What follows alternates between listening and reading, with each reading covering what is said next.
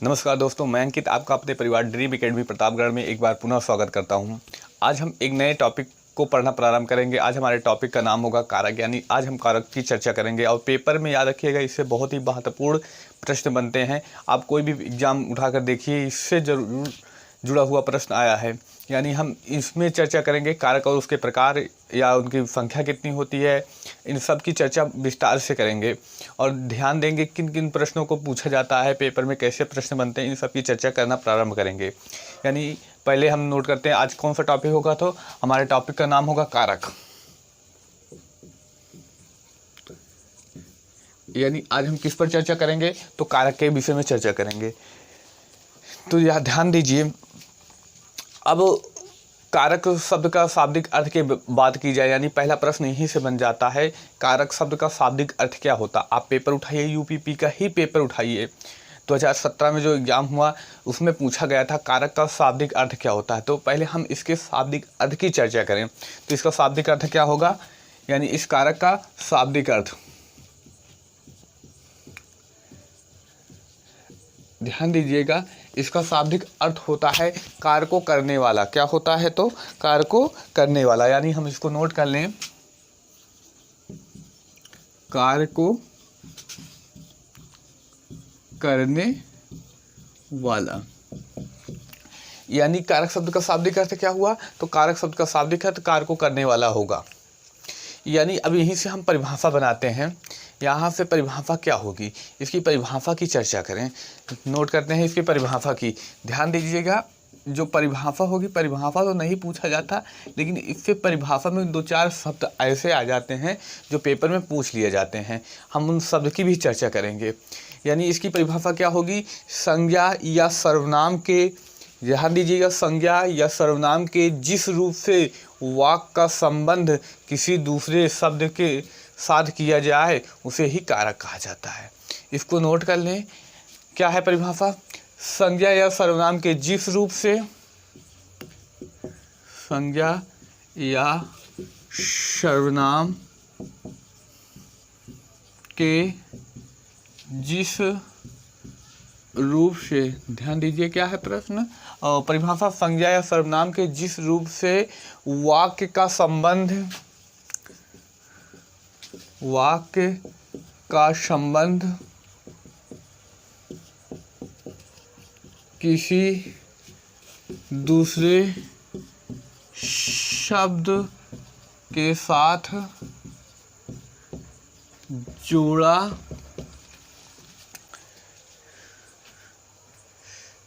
जाए उसे कारक कहते हैं। उसे क्या कहा जाता है, तो कारक कहते हैं। ध्यान दीजिए, यहाँ से प्रश्न क्या था। यहाँ पर देखिए, पहले प्रश्न क्या है, संज्ञा या सर्वनाम के जिस रूप से वाक्य का संबंध किसी दूसरे शब्द के साथ जोड़ दिया जाए या किया जाए, तो वहाँ पर क्या होगा, कारक होगा। ध्यान दीजिए, प्रश्न ऐसे आया था, कारक शब्द है यह किससे मुख्य संबंध बनाता है, यानी इसका संबंध मुख्य रूप से किससे होता है। तो याद रखिएगा, कारक शब्द जो क्रिया के करने में प्रमुख भूमिका निभाता है। यानी किसके करने में, तो क्रिया के करने में प्रमुख भूमिका निभाता है। तो इसको नोट करके लिख लीजिए, यह प्रश्न पूछा जा चुका है। क्या है, तो कारक कैसा शब्द है, तो क्रिया को करने में मुख्य भूमिका निभाता है। नोट कर लें इसको, कारक एक ऐसा शब्द है जो क्रिया को करने में मुख्य भूमिका निभाता है। यह प्रश्न पूछा जा चुका है, तो इस प्रश्न पर भी ध्यान दीजिएगा। तो क्रिया, कारक कैसा शब्द है, तो क्रिया जो काम कर रहा है, काम हो रहा है, उसको करने में जो मुख्य भूमिका निभाता है वह कौन है, तो वह कारक है। अब अगले प्रश्न की ओर चर्चा करें तो कारक के भेद या कारक के प्रकार कितने होते हैं, इन सब की चर्चा करें। तो ध्यान दीजिएगा, बहुत ध्यान से देखिए, क्योंकि यहाँ पर बहुत कन्फ्यूजन वाला टॉपिक है, तो यहाँ पर कन्फ्यूज हो जाते हैं। तो आइए इसकी चर्चा करें, किसकी, तो कारक के भेद या कह सकते हैं कारक के प्रकार के बारे में।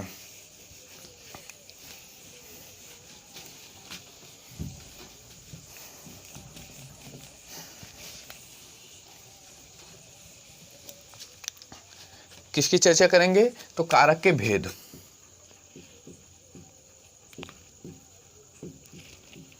कारक किसके भेद, तो कारक के।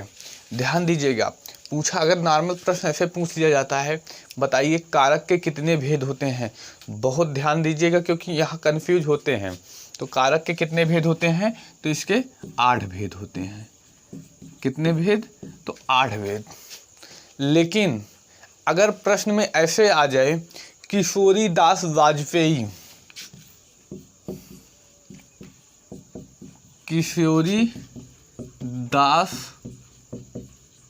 वाजपेयी के अनुसार, तो इनके अनुसार कितने हैं, तो 6। या पूछ लिया जाए संस्कृत भाषा, इसे ही मूल भाषा कहते हैं, तो या कह लिया जाए मूल भाषा में कारक के भेद, तो कारक के भेद कितने होंगे, तो 6 होंगे। ध्यान दीजिए, यहाँ पर कारक के भेद पूछ लिया जाए, अगर प्रश्न आता है बताइए कारक के कितने भेद होते हैं, तो याद रखिएगा कारक के 8 भेद होते हैं।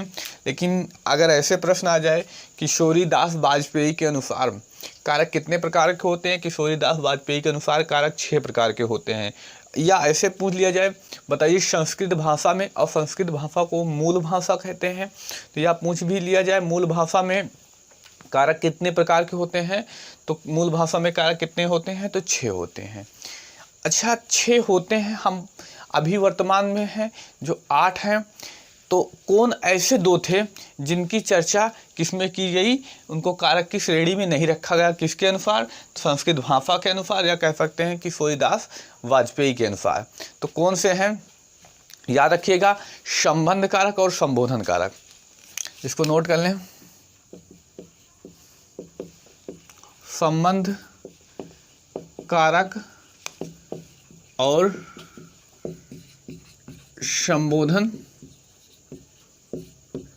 कारक किशोरी दास वाजपेयी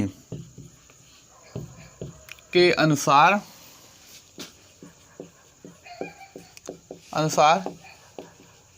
कारक की श्रेणी में नहीं आते हैं। देखिए, किशोरी दास वाजपेयी या कह सकते हैं संस्कृत या मूल भाषा के अनुसार किनको, तो संबंध कारक और संबोधन कारक को कारक की श्रेणी में नहीं रखा गया। किशोरी दास ने ऐसा कहा कि यह कारक के जैसा व्यवहार तो करते हैं, ध्यान दीजिएगा इस शब्द को, कारक के जैसा व्यवहार करते हैं परंतु ये कारक की श्रेणी में नहीं आते। जैसे एक व्यक्ति है, जैसे मैं खुद की बात करूं, मेरे चाचा हैं या पड़ोस में एक व्यक्ति रहते हैं जो मेरे चाचा के जैसे ही व्यवहार करते हैं। जैसे मुझे मेरे चाचा अच्छी सलाह देते हैं, जो भी होता है अच्छी बातें बताते हैं, जो भी ज़रूरतें पूरा करती हैं, आवश्यकताएं जो भी हैं वो पूरा करते हैं। उसे पड़ोस में जो भाई साहब रहते हैं, जो रहते हैं व्यक्ति, वो भी हमारी आवश्यकता पूरा करते हैं, तो हम उनको अंकल कह देते हैं, यानी चाचा कह देते हैं। लेकिन हम ये नहीं कह सकते कि वो मेरे वास्तविक चाचा हैं। उसी प्रकार जो अभी 8 कारक प्रयोग में किए जा रहे हैं, उसमें 2 कारक कौन कौन से, तो ध्यान दीजिएगा, संबंध कारक और संबोधन कारक कारक के जैसे व्यवहार करते हैं। हालांकि अभी हिंदी भाषा में इनको अपने आप में यानी अपने परिवार में या कारक में शामिल कर लिया गया है, क्योंकि ध्यान दीजिए हिंदी एक बहुत ही सभ्य भाषा है। तो सभ्य भाषा में एक सभी व्यक्तियों को एक परिवार का दर्जा दिया जाता है। सभी व्यक्ति कोई भी हो, उसी आधार पर इनको भी कारक की श्रेणी में रख लिया गया। अब इसके आगे चर्चा करें, इसके आगे कौन से बिंदु? तो इसके आगे अगले बिंदु पर चर्चा करें। इसका अगला बिंदु क्या है? तो अगले बिंदु पर हम चर्चा करेंगे तो कारक के पहचान कराने वाले पद के बारे में।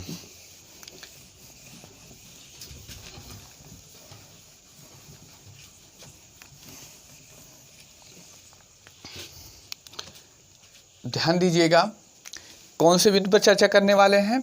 तो कारक की पहचान कराने वाले पद के बारे में। कारक की पहचान कराने वाले पद।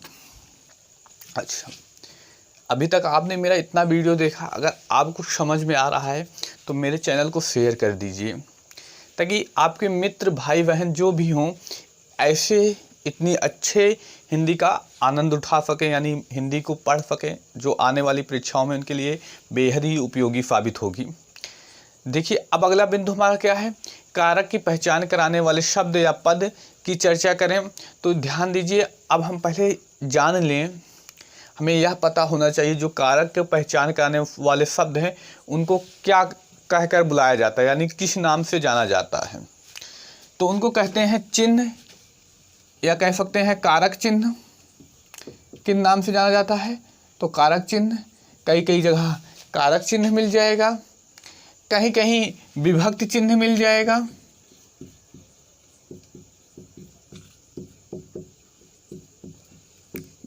कहीं कहीं परसर्ग मिल जाएगा। क्या मिल जाएगा? परसर्ग। परसर्ग। यह प्रश्न अभी जो इस वर्ष यूपी टेट का पेपर हुआ उसमें पूछा गया था, बताइए जो कारक की पहचान कराते हैं उन शब्दों को किन नामों से जाना जाता है। ना तो ऑप्शन में कारक चिन्ह था, ना ही विभक्ति चिन्ह था, वहाँ पर क्या था? परसर्ग। याद रखिएगा, परसर्ग के नाम से भी जाना जाता है, या इनको केवल चिन्ह भी कह देते हैं। इनको क्या कह दिया जाता है? चिन्ह भी कह दिया जाता है। तो इतने नामों से जाना जाता है। अब थोड़े से ध्यान देने वाली बात है, थोड़ा सा आप लोग ध्यान दीजिए इस बात पर। देखिए, जितने भी कारक होंगे, कारक कितने? 8। ध्यान दीजिए, कारक कितने? 8। इन 8 का अपना एक परसर्ग होता है, अपनी एक चिन्ह होते हैं, या अपने एक विभक्ति चिन्ह होते हैं, कह सकते हैं। लेकिन कुछ ऐसे भी हैं जिनका समान विभक्ति चिन्ह है, तो उनकी पहचान कैसे होगी? तो उनका जो व्यवहार होगा, उन व्यवहार के माध्यम से ही पहचान होगी कि इनमें कौन सा कारक है। अगर थोड़ा सा चर्चा कर लें, एक वाक्य में एक से अधिक कारक हो सकते हैं, परंतु एक साथ कारक चिन्ह का प्रयोग नहीं किया जाएगा। जैसे हम एग्जाम्पल की बात कर लें थोड़ा सा, फिर उसके आगे चर्चा करते हैं। राम ने रावण को बाण से मारा। देखिए, ए है विभक्ति चिन्ह या परसर्ग या कारक चिन्ह जो कहते हैं, को से एक वाक्य में 3 बार प्रयोग किए गए हैं। क्या? तो कारक चिन्ह या परसर्ग 3 बार प्रयोग किए गए हैं, परंतु ए एक साथ प्रयोग नहीं किए गए। यही बात मैं बताने का प्रयास कर रहा हूं कि एक वाक्य में एक से अधिक परसर्ग या कारक चिन्ह का प्रयोग हो सकता है, परंतु एक साथ प्रयोग नहीं हो सकता। आइए अब चर्चा करते हैं कारक कितने होते हैं और उन कारक के विभक्ति चिन्ह या परसर्ग, इन सब की चर्चा करते हैं।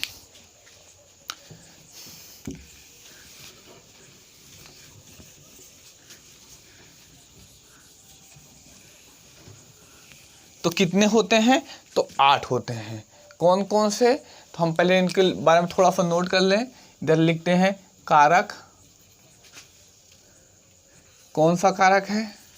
इधर हम लिखते हैं चिन्ह, इन्हें कहा जाता है, या कह सकते हैं कारक चिन्ह या परसर्ग, या इन्हें विभक्ति चिन्ह आदि कई नामों से जाना जाता है। तो अब हम पहले प्रकार की बात करते हैं। पहला कौन सा है? कर्ता, कर्ता ने, कर्ता ने। दूसरा कौन सा है? कर्म को, कर्ता ने कर्म को। क्या है? कर्ता ने कर्म को। अगला करण से, कर्ता ने कर्म को करण से। संप्रदान को के लिए, संप्रदान को के लिए। अगला अपादान से, अपादान से। इसका प्रयोग कब किया जाएगा? अलग होने के अर्थ में। अपादान से अलग होने के अर्थ में। संबंध, संबंध कारक क्या होगा? का, की, के आदि शब्द आते हैं इसमें। अधिकरण, अधिकरण क्या होगा?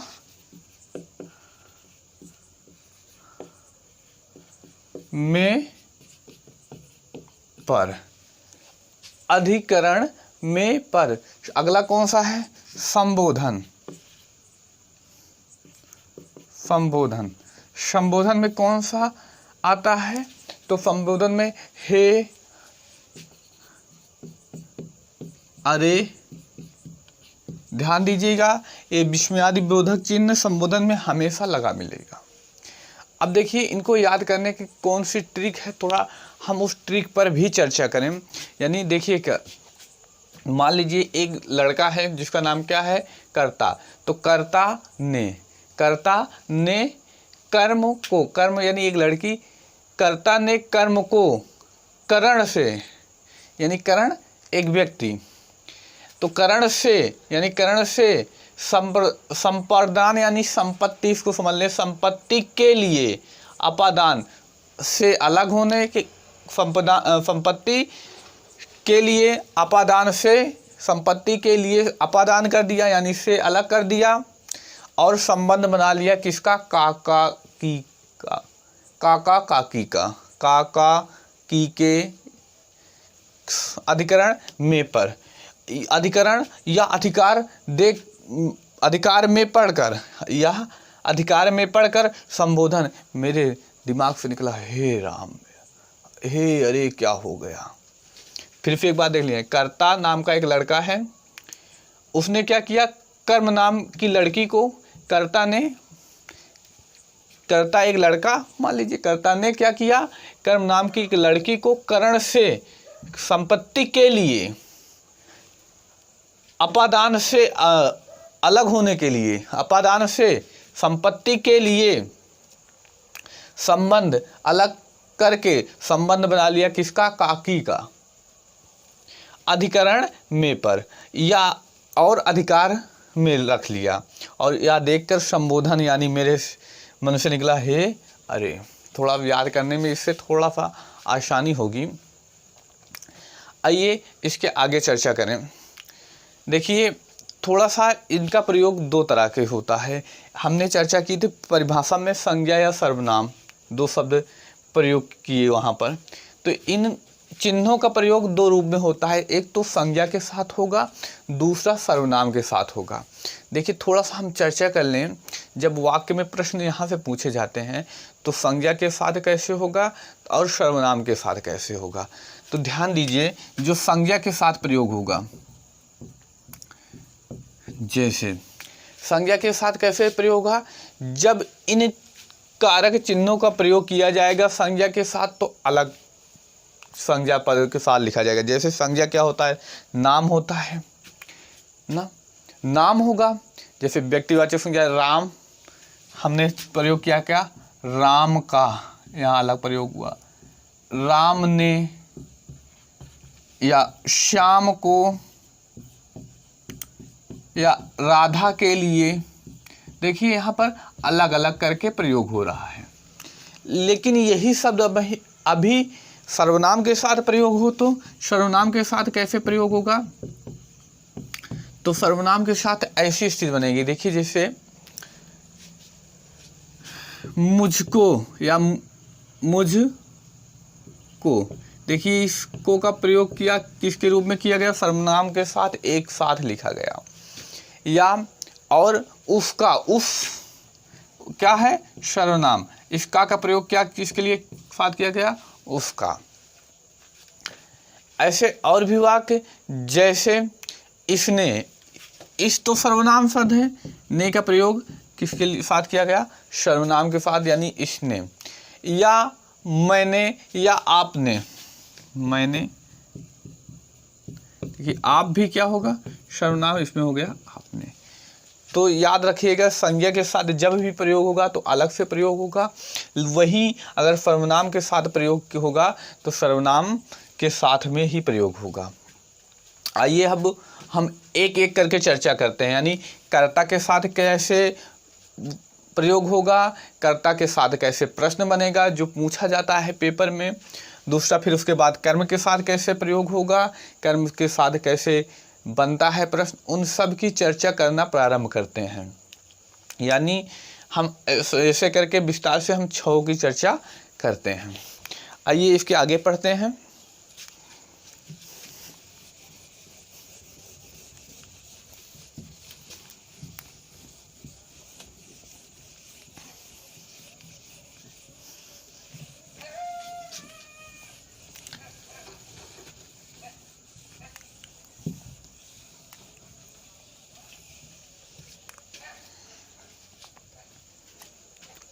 क्या है तो इसके आगे चर्चा करते हैं। इसके आगे चर्चा, पहला कारक कौन सा है, तो कर्ता कारक। किसकी चर्चा करेंगे, कर्ता कारक की।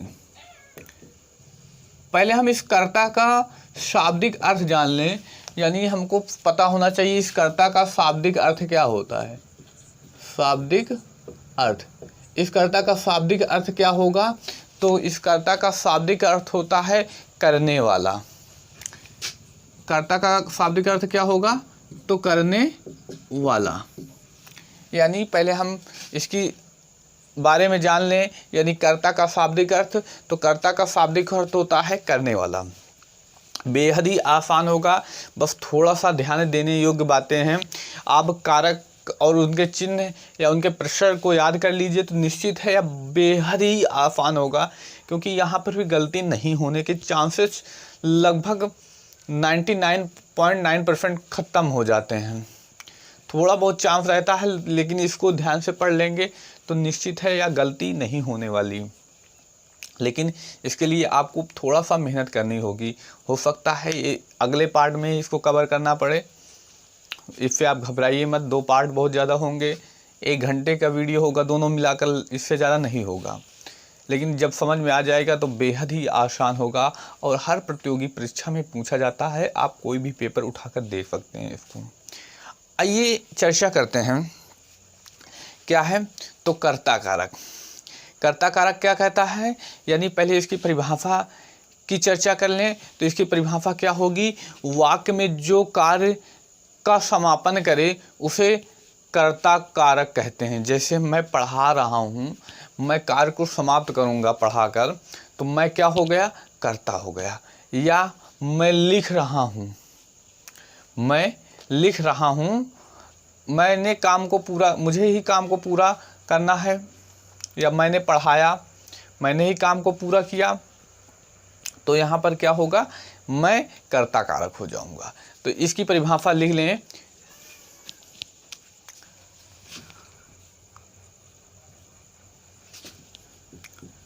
वाक्य में कार्य का जो समापन करे उसे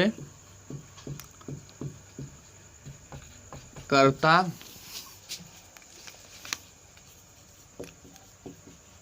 कारक कहते हैं। ध्यान दीजिए, वाक्य में जो कार्य का समापन करे उसे कर्ता कारक कहते हैं। और थोड़ा सा ध्यान देने वाली बात, कर्ता कारक में कर्ता हमेशा स्वतंत्र पाया जाता है। थोड़ा सा इसकी भी ध्यान दीजिएगा इसको भी। और इसके लिए बताइए, अभी हमने पढ़ा कर्ता कारक का विभक्ति चिन्ह या परसर्ग क्या होता है, तो कौन सा होता है, ने। इसका परसर्ग चिन्ह क्या होता है, ने होता है। यानी हम इसको पहचान करेंगे कैसे, ने से। ध्यान दीजिएगा, जो कर्ता कारक होगा यानी इसमें दो तरह के वाक्य पाए जाएंगे। एक तो कौन सा, तो एक तो बीत चुका होगा, बीते हुए को क्या कहा जाएगा, भूतकाल। और अभी जो चल रहा होगा उसको क्या कहा जाएगा, वर्तमान। तो यहाँ पर ध्यान देने वाली बात है कि जो भूतकाल में वाक्य होगा उसमें जो इन्ने परसर्ग है यह दिखाई देगा, परंतु अगर उसी की चर्चा वर्तमान में कर दी जाए तो इस ने का लोप होता है। इसको थोड़ा सा नोट कर लें, उसके बाद एग्जाम्पल में जब हम देखेंगे तो बहुत ही आसानी से समझ में आ जाएगा। पहले नोट करते हैं, नोट करके लिख लें इसको। कर्ता कारक में, ध्यान दीजिएगा, कर्ता कारक में ने विभक्ति चिन्ह, ने या कह सकते हैं परसर्ग चिन्ह,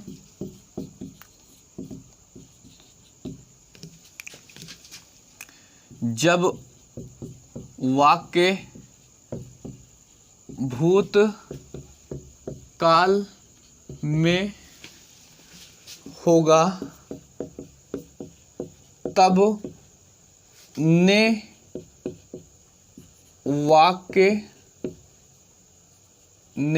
वाक्य में दिखाई देगा, परंतु जब वाक्य वर्तमान में हो तो ने का लोप होता है।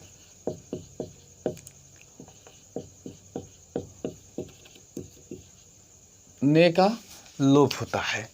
अब हम एग्जाम्पल्स जब इसकी चर्चा करेंगे तो बेहद ही आसानी से समझ में आएगा। देखिए पहला क्या है, राम ने पत्र लिखा। राम ने पत्र लिखा है। देखिए यहाँ पर क्या है, राम ने पत्र लिखा है, यानी राम ने पत्र लिख दिया है, पहले यह काम हो चुका है, यानी कौन सी अवस्था में है, तो भूतकाल में है। और हमने यह बताया कि जब वह भूतकाल में होगा, देखिए यहाँ पर जब वाक्य भूतकाल में होगा तब ने वाक्य में दिखाई देगा। देखिए यहाँ पर ने दिखाई दिया गया, और जिसके पास वाले वाक्य शब्द के पास होगा वही वाक्यकर्ता होगा। यानी राम के पास में है तो राम यहाँ पर क्या होगा, कर्ता होगा। जैसे डाकू पकड़ा गया है, डाकू पकड़ा गया है। देखिए अभी बात अभी के लिए तुरंत कही जाए, डाकू पकड़ा गया है यानी तुरंत घटना घटित हो रही है ना। तो यहाँ पर देखिए वर्तमान में है, वर्तमान होने की वजह से ने क्या हुआ, ने का लोप हो गया, यानी डाकू पकड़ा गया है। इसमें भी डाकू क्या होगा, कर्ता कारक होगा। जैसे राधा अब पढ़ेगी,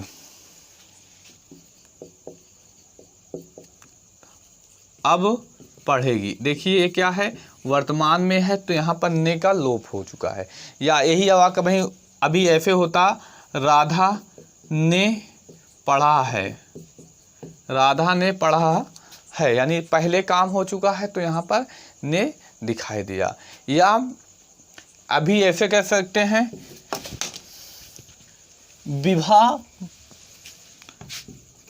बाजार जाती है, बाजार जाती है। विभा बाजार जाती है, यानी विभा बाजार जा रही है, तो अभी काम यह हो रहा है। तो एक इसमें हो गया, तो वर्तमान काल, इसमें ने का लोप हो गया। लेकिन अभी यही सर्वनाम के साथ होगा, तो हमने खाना खाया है, ये पहले काम हो चुका है। देखिए हमने खाना खाया है यानी पहले काम हो चुका है भूतकाल में ने दिखाई दे रहा है। उम्मीद करते हैं यह समझ में आया होगा। अब इसके हम अगले प्रकार की चर्चा करें। अगला कौन सा है, तो अगला है कर्म कारक।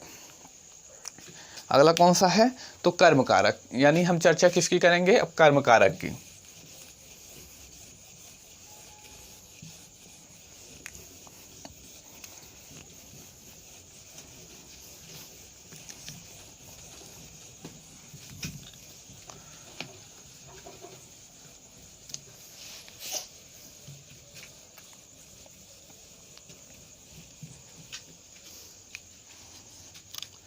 कर्म कारक यानी अब हम किसकी चर्चा करेंगे, कर्म कारक की चर्चा करेंगे।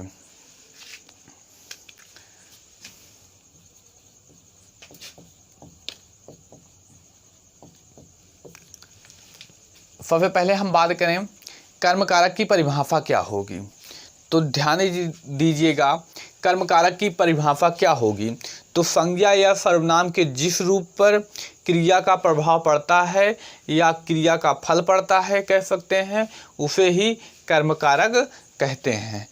थोड़ा सा यहाँ पर पहले परिभाषा ले लें, तो इसके एग्जाम्पल की जब चर्चा करेंगे बहुत आसानी से समझ में आ जाएगा।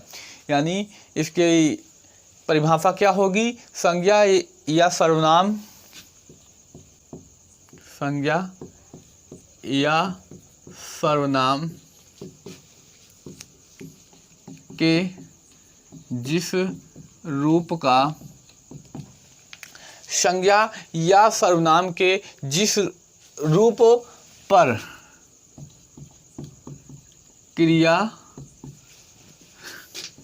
का प्रभाव पड़ता है उसे कर्म कारक कहते हैं। जैसे अब थोड़ा सा इसकी चर्चा करें, इसका विभक्ति क्या होती है, तो हमने पढ़ा था कर्ता ने, यानी कर्ता नाम के लड़के ने कर्म नाम के लड़के को, ना कर्ता ने कर्म को, इसका परसर्ग चिन्ह, इसका परसर्ग चिन्ह क्या होता है, तो इसका परसर्ग चिन्ह को होता है।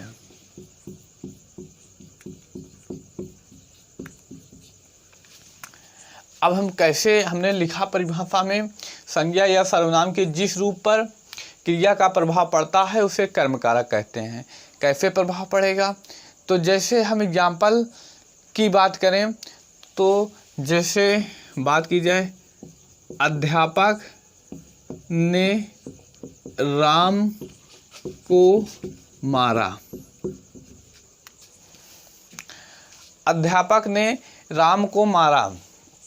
देखिए यहाँ पर अध्यापक किसको मार रहा है, राम को, यानी राम के ऊपर प्रभाव पड़ रहा है, मार का प्रभाव पड़ रहा है। क्या प्रभाव पड़ा होगा, या वही विद्यार्थी बता सकता है जो अपने स्कूल लाइफ में उसको अध्यापक की मार पड़ी हो।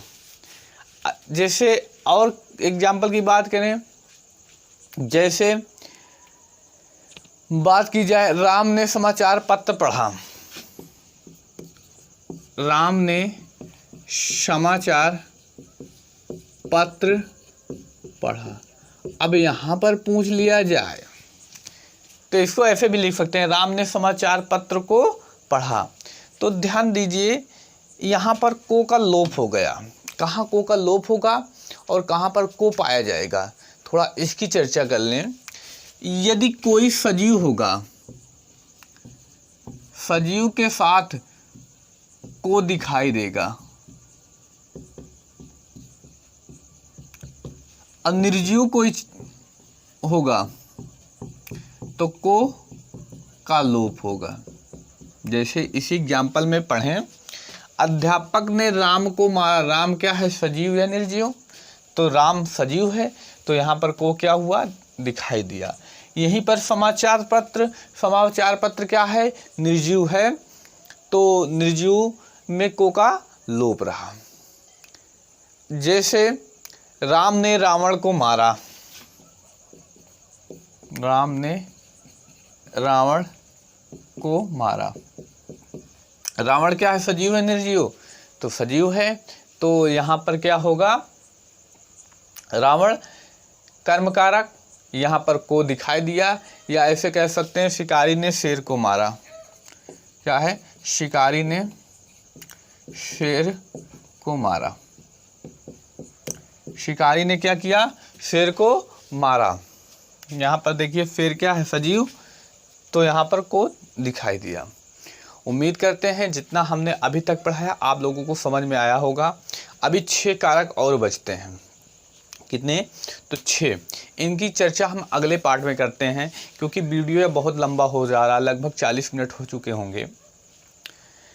मिलते हैं अब अगले क्लास में। लेकिन ध्यान दीजिएगा, अगर आपको मेरा यह वीडियो पसंद आया है तो मेरे इस वीडियो को अपने मित्रों, अपने भाई बहनों में अधिक से अधिक शेयर करें।